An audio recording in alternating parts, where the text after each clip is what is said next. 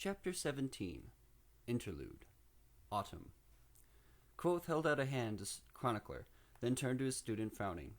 "Stop looking at me like that, Bast." Bast looked close to tears. "Oh, Reshi," he choked out. "I had no idea."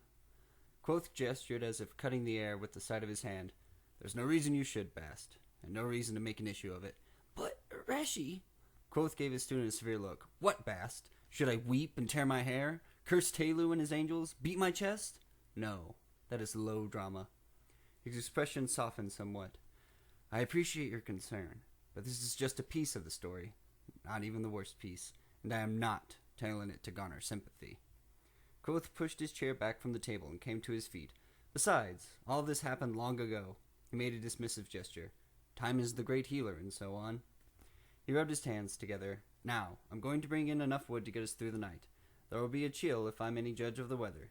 You can get a couple loaves ready to bake while I'm out, and try to collect yourself. I refuse to tell the rest of this story with you making blubbery cow eyes at me."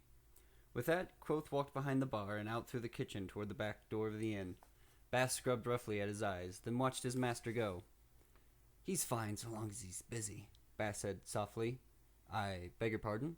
Chronicler said reflexively. He shifted awkwardly in his seat, as if he wanted to get to his feet, but couldn't think of a polite way to excuse himself.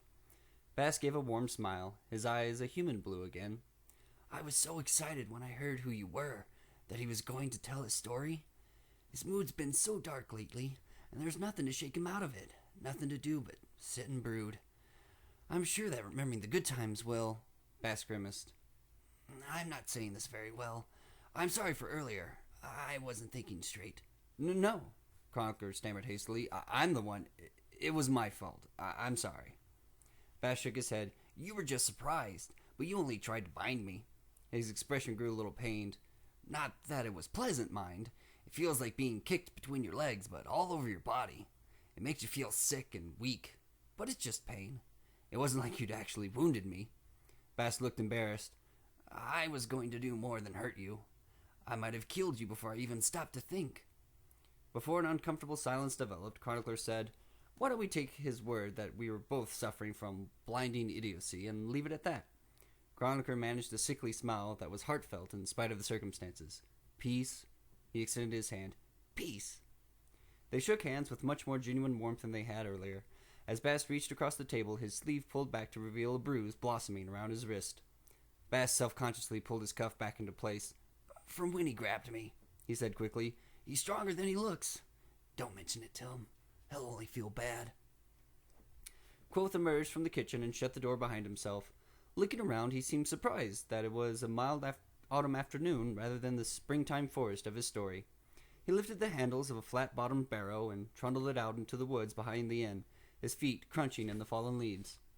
Not too far into the trees was the winter's wood supply. Cord on cord of oak and ash were stacked to make tall, crooked walls between the trunks of trees.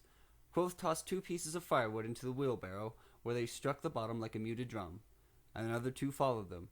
His motions were precise, his face blank, his eyes far away.